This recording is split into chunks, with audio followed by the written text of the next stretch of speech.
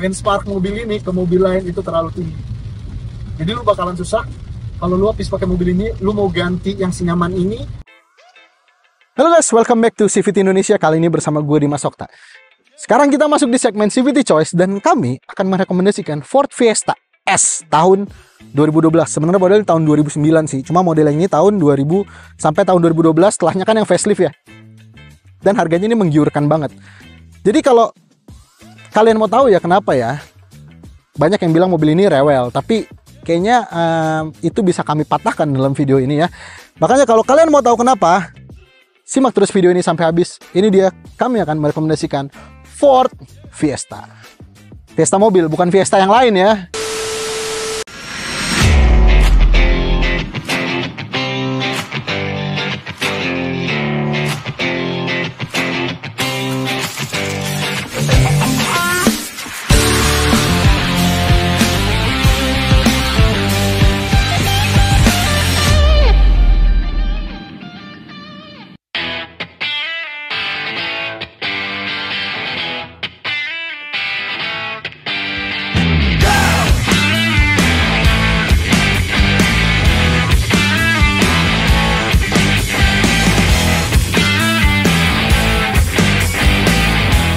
Pertama nih, kenapa kita bilang mobil ini tuh menggiurkan banget? Karena untuk tahun 2023 sekarang pasarannya yang S tahun 2012 itu di sekitaran mungkin 95 sampai 100 juta.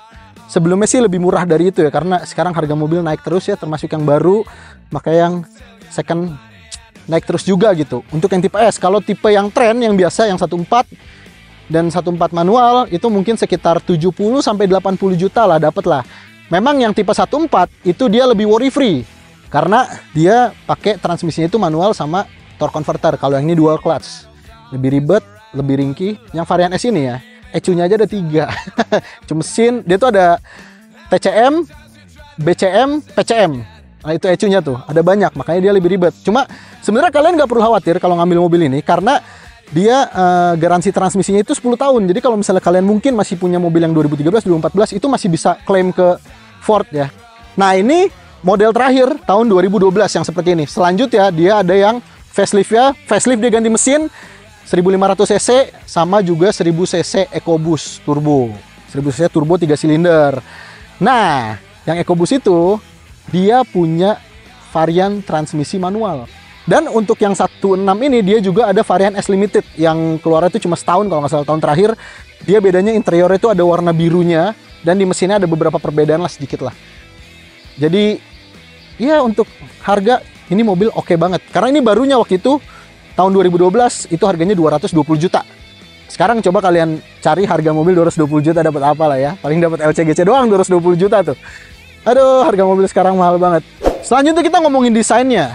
Mobil ini mungkin umurnya berarti kan ini kan dari 2007 atau 2008 gitu di luar ya. Kalau sekarang 2023 itu udah hampir 15 tahunan lah. Tapi desainnya itu masih oke banget gitu. Maksudnya kalau lu bawa ke parkiran mall-mall semacam GI atau Pacific Place masih oke lah ini mobil. Masih oke banget gitu. Apalagi kalau misalnya sebenarnya ada yang versi dia pakai body kitnya dan body kitnya tuh bagus, nggak norak. Dan itu keren banget. Ya cuma memang desain yang bagus ini harganya adalah ketika lu harus ganti slow moving parts ya. Let's say lu harus ganti lampu, lu harus ganti misalnya velg atau baut velg ya. Ini walaupun ya dia lampu masih pakai halogen, it's okay lah, untuk zaman itu masih halogen semua. Cuma dia kalau misalnya kalian mau ganti ke LED dia agak ribet. Karena dia pakainya sistemnya kayak mobil Eropa gitu. Jadi kalau mau ganti lampu dia harus ngebuka semuanya. Nggak bisa cuma ganti lampunya doang. Jadi harus dibuka, benar-benar dibongkar. Mikanya, terus dalamnya, itu benar-benar dibongkar semua. Ya mungkin biayanya sekitar 300-400 ribu lah ya. Jangan sampai ditipu sama tukang lampu ya. Mungkin abis ini saya diserang sama tukang lampu mungkin ya kan. Mungkin ada SJW tukang lampu yang biasa juta-jutaan, nggak, paling segituan aja. Karena dia udah diganti LED semua. Dan itu bener-bener dibongkar semua. Dan desainnya juga secara keseluruhan ya, dia tuh streamline gitu. Makanya dia kaca depannya tuh gede. Dan kelihatannya, nih teman saya ada yang bilang desainnya kayak kurma, emang bagus aja. Karena saking streamline dan kelihatannya bagus, masih kelihatan mahal. Ya, kalau kita bandingin sama teman seangkatannya Yaris, Jazz, ini desainnya jauh lebih bagus kemana-mana. Dia desain velgnya tuh bagus. Kalau lu beli mobil ini terus lu nggak ganti velg, atau lu cuma ya di repaint aja, itu masih oke banget. Dan ukuran bannya itu dia 195 55R16. Kalau yang tipe Trend itu dia pakai R15, makanya lebih kecil. Nah, tapi mobil ini memang kalau misalnya kalian mau ganti velg yang ukurannya lebih gede, itu agak susah karena dia tuh bener-bener fitmentnya tuh udah pas banget dari OM-nya gitu. Dan bahkan kalau kalian ngelihat Fiesta dari belakang, dia itu chambernya agak minus sebenarnya. Selanjutnya nih, poin yang ketiga adalah interiornya. Dia tuh futuristik banget pada zamannya ya. Lihat aja nih, joknya aja bentuknya tuh udah semi-semi bucket gitu. Dan kalau kalian mau tahu nih, kalian suka tahu kan kalau di mobil Eropa biasanya tuh ada extendernya untuk biar kaki lu nggak ngegantung gitu kan. Nah, dia tuh emang nggak ada extendernya, cuma dia joknya tuh di bagian tengahnya nih agak maju. Jadi kalau misalnya lu pengen agak selonjoran, dia tuh nggak ngegantung kakinya. Itu sini detail yang sangat-sangat bagus yang nggak kepikiran di mobil Jepang gitu. Masih banyak tombol, nggak kayak mobil sekarang, nggak apa-apa layar, ya kan. Dan audionya mobil ini bagus banget. Kalau yang EcoBoost lebih bagus lagi karena dia Sony. Dan ini dia nggak premium tapi bagus. Untuk mobil di bawah 1 miliar sekarang ya, zaman sekarang yang udah gue coba ya, kalau yang bukan pakai audio premium itu nggak ada yang bisa ngalahin audionya ini. Ini tetap lebih bagus. Gila. Gue nggak ngerti si Ford itu pakai apa ya saat 2012. Emang dia layarnya monokrom biasa, cuma di dalamnya tuh dia ada DSP-nya.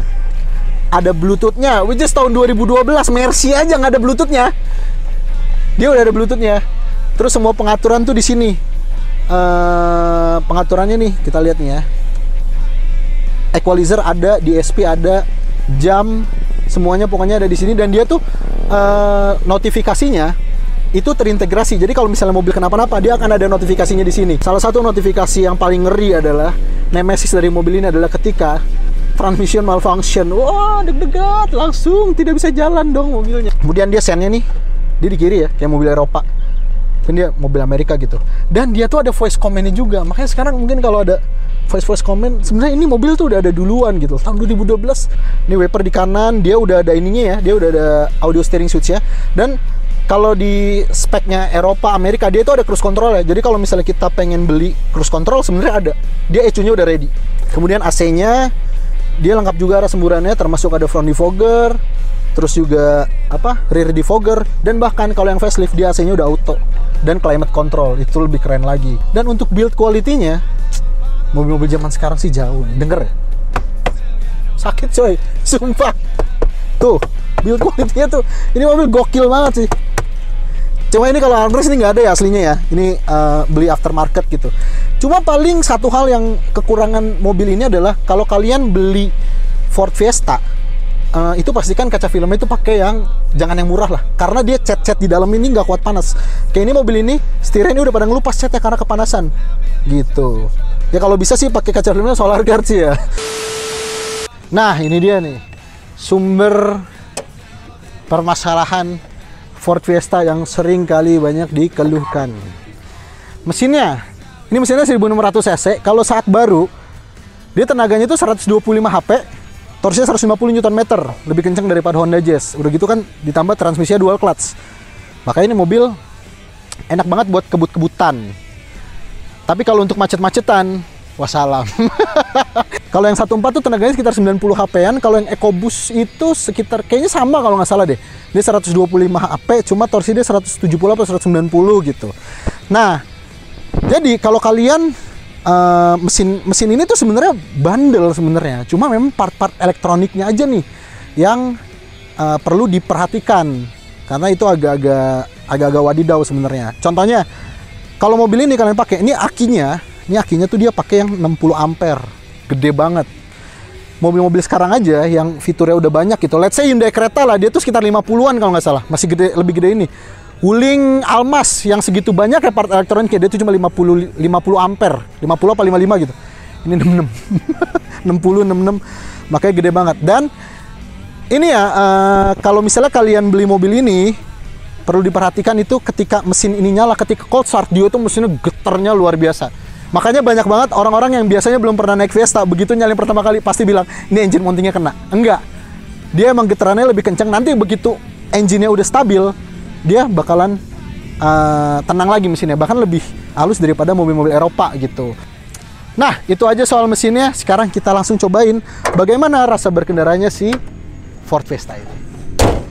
Oke, sekarang kita udah nyetir nih pakai si Ford Fiesta S. Nah, jadi mobil ini walaupun ini tahun 2012, gue bisa bilang mobil ini sama Honda Jazz. Oke, di kelasnya Honda Jazz yang paling terkenal enak dan paling terkenal fuckboy. Tapi mobil ini jauh lebih enak dari itu dan bahkan terlihat jauh lebih mahal daripada itu. Karena ini mobil enak banget. Dia oke. Gue pernah bawa yang 1.4, itu suspensinya jauh lebih empuk dari ini. Ini dia agak keras karena dia tipe S, mungkin S Sporty mungkin ya. Makanya dia suspensinya lebih keras. Tapi itu jadi gak terlalu limbu. Kalau yang 1.4 dia tuh limbu banget. Dan ini bahkan terasa itu solid banget. Bahkan oleh dengan beberapa mobil ya yang ada sekarang, mobil itu steering, handlingnya, akselerasinya itu masih jauh lebih enak. Kalian mungkin bisa dengar bagaimana kekedapan kabinnya, tapi menurut gua mobil ini dibawa di tol 120, 140 itu kabinnya masih kedap, lu masih bisa dengerin musik. Ada beberapa mobil Jepang yang kalau lu udah jalan 120 ke atas, musik itu gak ada gunanya. Karena semuanya udah suara aspal, semua suara angin, dan gak jelas juntrungannya. Tapi ini mobil kedepannya sih luar biasa. Karena mobil ini tuh kecil, mungkin dia perdamnya berat juga sih. Mobil ini kecil tapi beratnya tuh sekitar 1200 kilo. Jadi itu berat banget untuk mobil segede gini yang panjangnya dia nggak sampai 4 meter. Dari akselerasi itu enak. Transmisinya dia kalau lagi ngebut itu enak banget. Cuma kalau lagi macet dia agak bala emang. Nah terus kalau misalnya di tanjakan, ini transmisinya ini agak bodoh sebenarnya. Karena dia susah banget buat ngebaca kapan dia harus naik, kapan dia harus turun. Itu susah, makanya kalau udah tanjakan sedikit aja sih gue rekomendasiin kalau kalian pakai mobil ini langsung benerin NL aja. Nah dia nggak akan pindah transmisi. Untuk efisiensinya ya mobilnya 1600 cc, untuk tahunnya mungkin irit, cuma kalau saran gue sih ya jangan dibandingin sama mobil zaman sekarang. Karena kalau dibandingin sama mobil zaman sekarang yang ada lu nanti ke psikolog sih, karena emang ada stres bensinnya nih. Mungkin untuk di dalam kota dia itu bisa 19, 110, di luar kota mungkin sekitar 116, 117an. Kalau buat mobil-mobil di zaman itu cukup oke sih ya. Dan untuk bensinnya gue saranin sih pakai Ron 92 sih ya. Karena itu tadi, ini mobil kalau dirawat enak, kalau nggak dirawat ngeselin. Karena biayanya cukup lumayan, lebih mahal dibandingkan dengan mobil sangkatannya gitu. Ya inilah definisi cewek cantik, tapi rasanya ini mobil ini nih. Benchmark mobil ini ke mobil lain itu terlalu tinggi. Jadi lu bakalan susah kalau lu habis pakai mobil ini, lu mau ganti yang senyaman ini. Kecuali mobil Eropa juga, sumpah ini jarang banget yang bisa nyaingin kenyamanannya, keasikan berkendaranya dari mobil ini. Mobil ini almost perfect untuk harganya. Nah, tadi kan kalian udah dengar yang bagus-bagusnya dari mobil ini nih. Kalau kalian emang tertarik buat meminang Ford Fiesta, ini hal-hal yang perlu diperhatikan sebelum kalian membeli. Kita ngomongin dari mesinnya dulu lah ya. Mesinnya pertama yang perlu banget diperhatikan adalah modul ABS. Kalau misalnya sudah banyak lampu-lampu yang nyala di instrumen cluster, ABS, terus karena dia ngatur semuanya, ABS, traction control, 2012 ada traction control. Mobil ini juga kebetulan udah ganti ABS-nya nih.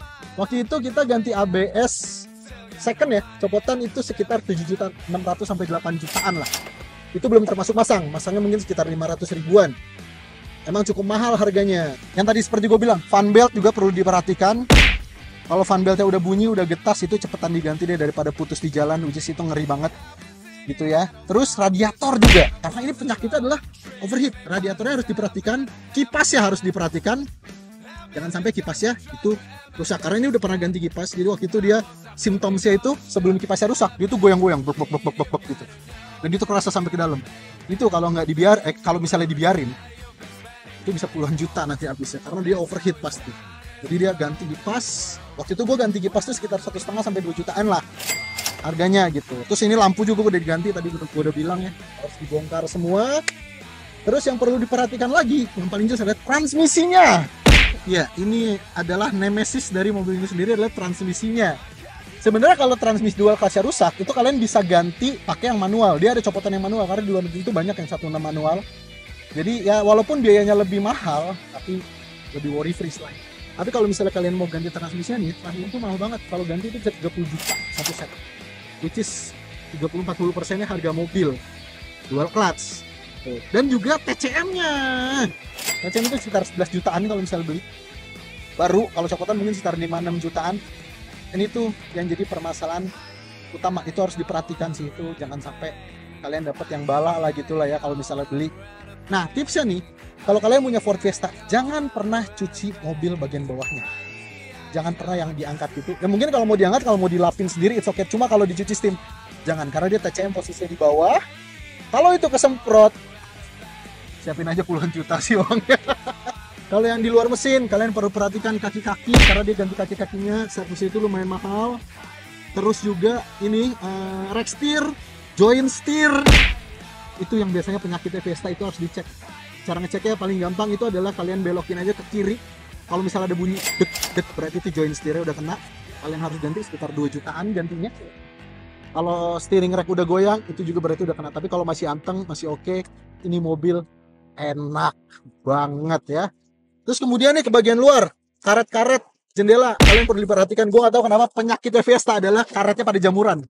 Nah, terus soal perawatannya, mobil ini sebenarnya perawatannya sih oke-oke aja, cuma yang penting kalian pakai olinya tuh full sintetik terus. Nah, kemudian kalau kalian takut mungkin bayar pajaknya berapa, pajak mobil ini nggak mahal-mahal banget kok. Di tahun 2023 untuk 2012 itu pajaknya udah sekitar 2,3 sampai 2,5 juta. Kalau misalnya kalian dapat yang lebih muda, yang lebih tua lagi tahunnya, pajaknya lebih murah lagi. Tapi itu nggak progresif ya, itu PKB aja gitu. Walaupun memang mungkin pajaknya habis itu buat beli Rubicon, mungkin nggak tahu kita ya. Jadi Ford Fiesta ini kami masih sangat-sangat merekomendasikan untuk 2023 ini. Bahkan ini mungkin masih bisa bertahan sampai 10 tahun ke depan. Karena emang ini bagus banget. Di harganya ini worth it banget, which is sekarang lu punya duit 95 juta, 100 juta. Lu cuma dapat LCGC atau lu mau dapat ini? Kalian bisa mencari versi bekasnya di Instagram mybcaf.uscar, karena di sana mobil-mobilnya sudah pasti sudah diverifikasi BCA Finance yang partner dealernya sudah tersebar ke seluruh Indonesia, dan pastinya bisa menggunakan jasa leasing dari BCA Finance karena semua akan bekas pada waktunya.